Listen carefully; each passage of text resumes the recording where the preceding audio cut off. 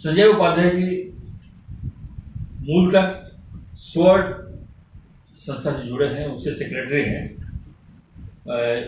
इसका full form है society for welfare operational research and development. और इनकी संस्था जो है, एनजीओ है, वे अलग अलग संस्थाओं से के साथ मिलकर बहुत सारे सामाजिक कार्य करती है। और रेड क्रॉस सोसाइटी के तहत जो सरस कुंड जो चलता है, उसमें स्नेह जो एक प्रकल्प है, योजना है, उसके प्रभारी है। और भी बहुत कुछ है, बहुत कार्य करते हैं, तो हम बातचीत के क्रम में जानेंगे। संजय जी, आपका स्वागत है। पहले तो ये जानना चाहेंगे कि चूंकि कोरोना का काल चल रहा है, तो शुरुआत तो उसी से होगी, तो आपका जो कुछ कार्य चल रहा था उसमें कोरोना के कारण, क्योंकि 5.5-6 महीने होने वाले हैं, तो उस काम में कोई बाधा नहीं आई या कोई बाधा आई, कुछ प्रभावित हुआ, क्या हुआ? कोरोना के काल में तो पूरा सोसाइटी, पूरा देश प्रभावित है, तो हम लोग प्रभावित कैसे रह सकते हैं? हम लोग निश्चित रूप से प्रभावित हुए हैं। लेकिन चूँकि सामाजिक कार्यकर्ता हैं, समाज के काम से जुड़े हैं, तो मदद की भावना है, तो हम लोगों ने इस समय काफ़ी लोगों को मदद भी किया है विभिन्न संस्थाओं के साथ मिलके।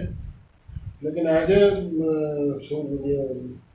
ऑर्गेनाइजेशन फिनेंशियल क्रंच संस्था को है और दिक्कत हुई है। बावजूद इसके चूँकि देवघर एक ग्रामीण क्षेत्र है, यहाँ का मूल ग्रामीण क्षेत्र का मूल पेशा कृषि है, तो हम लोगों ने कृषि के क्षेत्र में अभी 1700 किसानों को फ्री में 1/2 एकड़ धान का बीज उपलब्ध कराया है और उनके साथ काम कर रहे हैं। एक 1/2 एकड़ मतलब समझ लीजिए करीब 800 एकड़ हमारे द्वारा बांटे गए धान से 800 एकड़ धान की खेती दुमका जिले और देवघर जिले में हुई है। तो कृषि के क्षेत्र में आप काम कर रहे हैं, तो एक बीज आपने वितरण किया, धान का बीज। कृषि के क्षेत्र में और क्या क्या काम करते हैं आप? कृषि के क्षेत्र में मूलतः दो काम है। एक तो है कि भाई किसानों का संगठन बने, चूँकि किसान खेती के हर क्षेत्र में किसान के साथ स्वतंत्र नहीं किसान हो पाता है और उसके साथ कहीं ना कहीं उसका शोषण होता है। तो एक है कि हम लोगों ने नाबार्ड के साथ मिलकर 5 किसानों की कंपनियां बनाई हैं, जिसको आजकल काफ़ी प्रधानमंत्री जी भी सपोर्ट कर रहे हैं, जिसको कृषक उत्पादक संगठन या फार्मर्स प्रोड्यूसर कंपनी बोलते हैं। तो हम लोगों की 5 कृषक उत्पादक कंपनियां हैं जो अभी रजिस्टर्ड हुई हैं 4 महीना पहले, और जिसमें 3 पालाजोरी में, 1 करो में और 1 मधुपुर में है। और इसके साथ करीब अभी हर एफपीसी के साथ 500 किसान मेंबर हैं, जुड़े हुए हैं। और आगे किसान स्वतंत्र रूप से एज ए कंपनी कैसे काम कर पाएगा, इसके लिए हम लोग काम कर रहे हैं। इसके अलावा हमारी संस्था के मुख्य सपोर्टर जो हम लोग जिनके साथ मिल के काम करते हैं वो नाबार्ड है। नाबार्ड के साथ मिल के हम लोग करवा में, डिंडाकोली पंचायत में वाटर सेट डेवलपमेंट का काम कर रहे हैं। वाटर सेट डेवलपमेंट वर्क जो होता है, integrated development of land water के साथ मुख्यतः काम होता है, तो उसकी शुरुआत हम लोगों ने की है। विकास जो है सबसे पहला उसमें होता है कि जब तक हम लोग वुमेन कंपोनेंट को नहीं देखते हैं, औरतों को नहीं देखते हैं, तो विकास पूरी तरह से प्रभावी नहीं हो पाता है। क्योंकि कृषि के क्षेत्र में भी अगर हम लोग जाएँ तो मुख्य काम 70% कृषि कार्य महिलाएं करती हैं और 30% काम पुरुष करते हैं। तो महिलाओं के साथ भी कभी न कहीं काम करना जरूरी है। तो यहाँ हम लोग महिलाओं को जोड़ने के लिए, उनको और एक्टिव करने के लिए उनको और अवेयर करने के लिए आप लोग क्या करें? एक तो है कि महिलाओं के आर्थिक सामाजिक उन्नति के लिए एक तो यहाँ पे काफ़ी स्वयं सहायता समूह बने हुए हैं, कुछ हम लोगों ने भी बनाए हैं। और महिलाएं जो अपना ग्रामीण उत्पाद बनाती हैं, जो उनका उत्पादन होता है वो बिकने में दिक्कत होता है, तो हम लोगों ने यहाँ पे कचहरी पे रूरल मार्ट की स्थापना की है, जहाँ से महिलाओं का उत्पादन बिकता है। दूसरा, आज का युग जो है वो डिजिटाइजेशन का है, कंप्यूटर का है, मोबाइल का है। तो एसएचजी की जानकारी पूरे समाज, पूरे देश को जो ऑन कंप्यूटर पे कैसे हो सभी लोग का, तो हम लोग डिजिटाइजेशन ऑफ एसएचजी काम कर रहे हैं। इस काम में भी नाबार्ड मदद कर रही है। तो हम लोग 510 सेल्फ हेल्प ग्रुप के साथ ये डिजिटाइजेशन का काम यहाँ पे कर रहे हैं। इसमें 5 ब्लॉक हैं, देवघर है, मधुपुर है, पालाजोरी है, करो है, मोहनपुर है। मतलब ये देवघर में ही सारा काम चल रहा है? हाँ, ये काम अभी देवघर में भी संस्था का मुख्यतः काम देवघर जिले में ही चल रहा है। अच्छा, आपने बताया कि बीज वितरण का कार्यक्रम किया आपने। ये एक लंबी प्रोसेस है। इमीडिएट जो है तुरंत सहायता मिले, तो कोरोना के समय में अभी भी संक्रमण चल रहा है, और तो उसके लिए क्या किया? कुछ आपने आपकी संस्था की तरफ से और संस्थाओं को मिला के आपने कोई काम किया क्या उस पर? इस संस्था के बैनर पे तो नहीं, लेकिन अन्य संस्थाओं के बैनर पे हमारी एक सिस्टर कंसर्न रचना है। रचना को 11 लाख रुपए की सहायता प्राप्त हुई थी। तो उससे हम लोगों ने जो यहाँ पे जिला की तरफ से बांटा जा रहा था, ये एमपी साहब की तरफ से, तो उसमें हम लोगों ने ये राशि उपलब्ध कराई और फूड पैकेट बांटा। संस्था के लेवल पे भी करीब हम लोगों ने 500 लोगों को एज एंड वेयर नीड, जहाँ पे इसकी ज़रूरत है, तो हम लोगों ने 500 लोगों को राशि उपलब्ध कराई, ये फूड पैकेट उपलब्ध कराया है। करीब 2000 लोगों को हम लोगों ने फ्री ऑफ कॉस्ट मास्क बांटा है। करीब 20,000 मास्क हम लोगों ने सेल्फ हेल्प ग्रुप की महिलाओं से तैयार करा के उनका बिक्री भी कराया है। अच्छा, ये किसानों का कोई अब निबंधन वगैरह, या मतलब कितने किसान हैं राज्य में, इस सर्वे वगैरह हुआ है? अभी जो प्रधानमंत्री जो सम्मान योजना है, उसके तहत सारे किसानों का डिजिटाइजेशन, जो ये उनका एनरोलमेंट जो सरकार के पास हुआ है, सरकार उसी को किसान मानती है। बहुत सारे बैंक केसीसी दिए हैं, उनको किसान माना जाता है। लेकिन एक पोर्टल पे जो सबके लिए जो कि पब्लिक डोमेन पे किसान का लिस्ट उपलब्ध है, तो जहाँ तक हमको जानकारी। अच्छा, आप किसान कृषि के क्षेत्र में तो काम कर ही रहे हैं। आप सरसकुंड जो रेड क्रॉस सोसाइटी से भी जुड़े हैं, और उससे तो अभी रेड क्रॉस सोसाइटी से क्या क्या करते हैं आप? यहाँ की रेड क्रॉस सोसाइटी का तो मुख्य है कि एक्टिव है, काफ़ी एक्टिव है। और मेन है कि जो ब्लड डोनेशन का जितना भी जो अवेयरनेस क्रिएट हुआ है, उसमें रेड क्रॉस सोसाइटी का बहुत बड़ा हाथ है। इसके अलावा भी बहुत सारे सामाजिक काम करते हैं, जैसे कि पिछले 2 साल से बाढ़ पीड़ितों को काफ़ी सहायता भेजी गई थी यहाँ से। कुछ हेल्थ चेकअप कैंप जो किडनी अवेयरनेस का लगा था, जिसमें राष्ट्रीय स्तर के डॉक्टर विवेकानंद झा आए थे, ये सब हुआ था। और एक जो सबसे जो रेड क्रॉस का एक बहुत बड़ा सामाजिक चेहरा है, जिसको सरसकुंड जानते हैं, तो हमारे यहाँ के बाबा मंदिर का भी उसको सामाजिक चेहरा कह सकते हैं, क्योंकि बाबा मंदिर के सहयोग से उस सरसकुंज को चलाया जाता है। सरसकुंज में की स्थापना के समय से ही या उसके पहले से ही उसकी स्थापना करने में भी मैं एक फाउंडर मेंबर रहा हूँ। और उस समय यहाँ पे राहुल पुरवार डीसी हुआ करते थे, उनकी पहल पे ये शुरू हुआ था।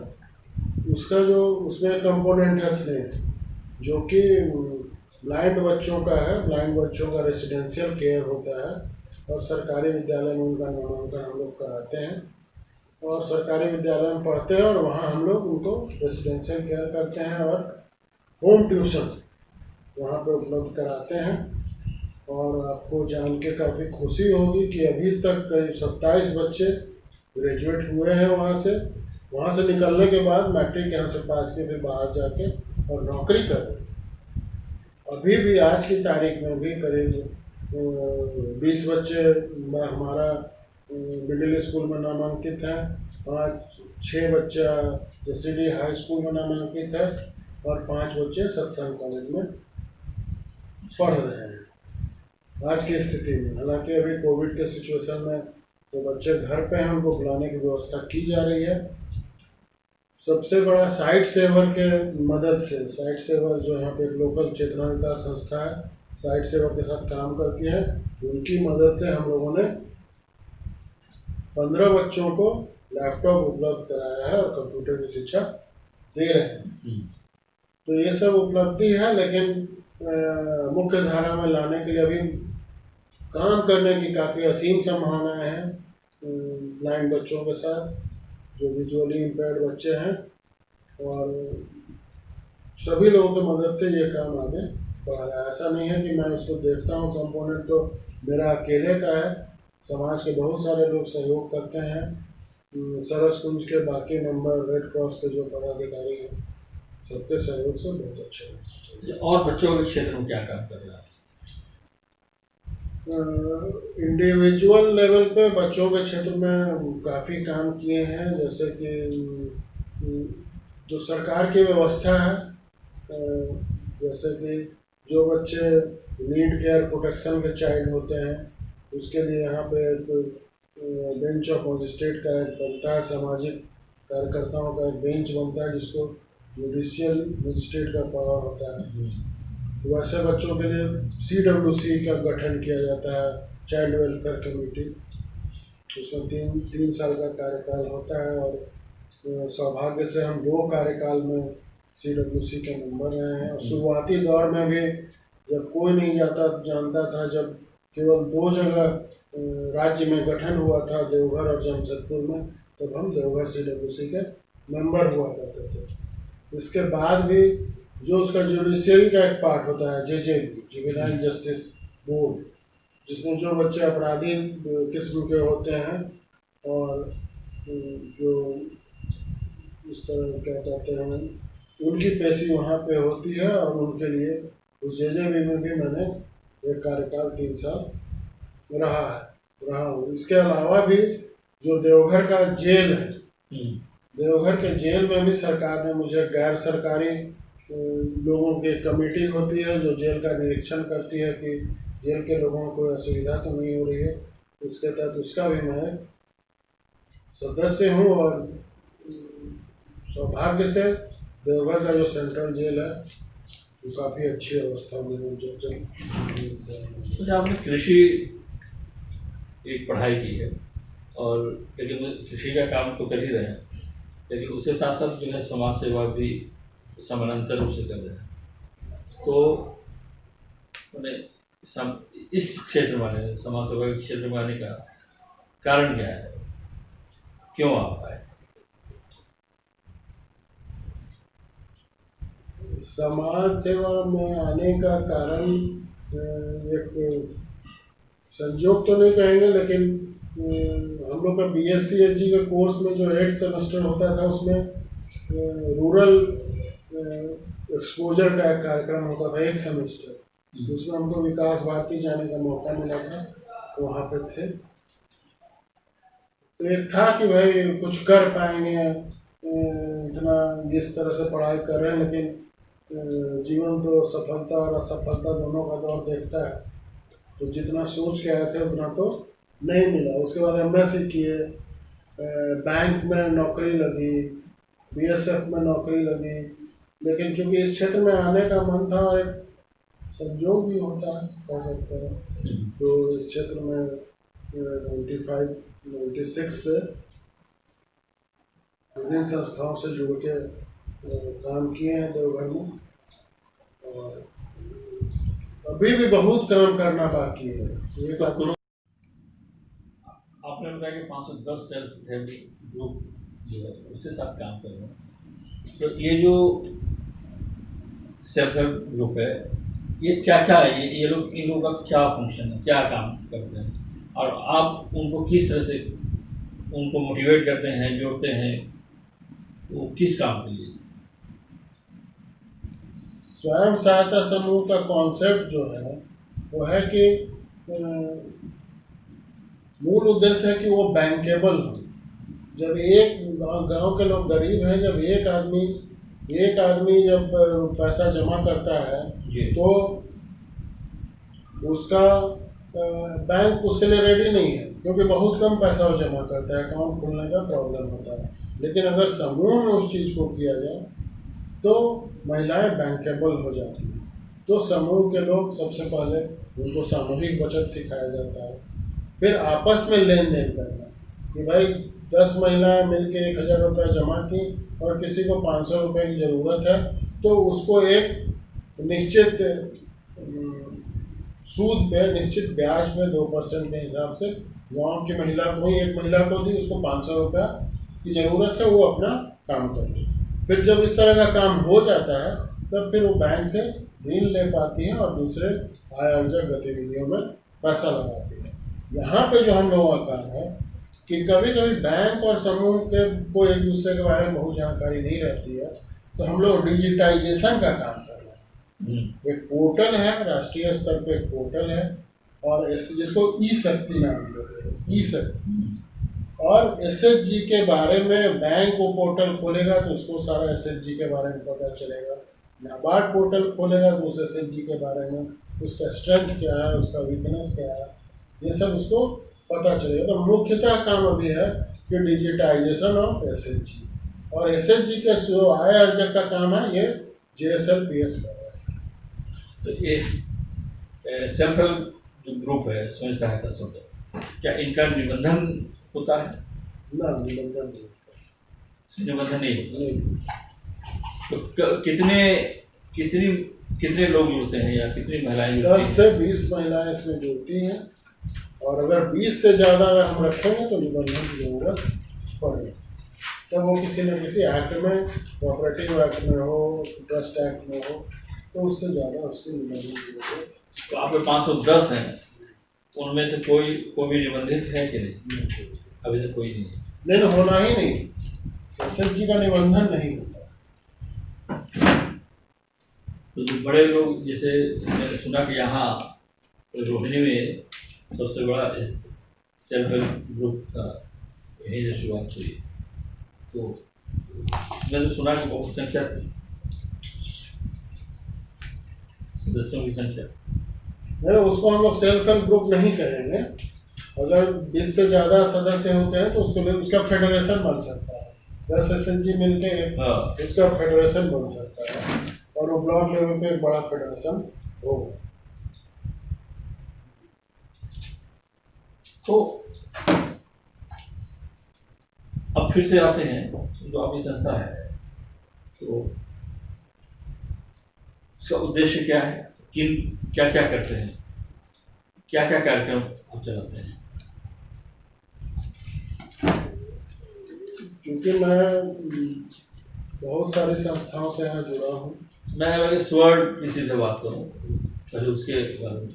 स्वर्ण का मुख्य है कि भाई जो कि अंडर सर्व पीपुल हैं उनको हम समाज की मुख्य धारा में कैसे लाएं, ये इसका मुख्य उद्देश्य है। और चूँकि ग्रामीण क्षेत्र से जुड़े हुए हैं तो कृषि हमारा पहला प्राथमिकता हो जाता है। दूसरा भी प्राथमिकता होने का कारण ये भी है कि मैं खुद कृषि विशेषज्ञ हूँ, मेरी पढ़ाई लिखाई कृषि के क्षेत्र में ही हुई है, तो जाने अनजाने भी कृषि पे ध्यान चला ही जाता है। और मुख्यतः यहाँ का कृषि काफ़ी अंडर डेवलप्ड है, उस पर काम करने की ज़रूरत है, चाहे वो प्रोडक्शन के लेवल पे हो, वो मार्केटिंग के लेवल पे हो, या फिर इनिशियल स्टेज में भी यहाँ पे अभी के। तो कितने साल से आप इस क्षेत्र में काम कर रहे हैं?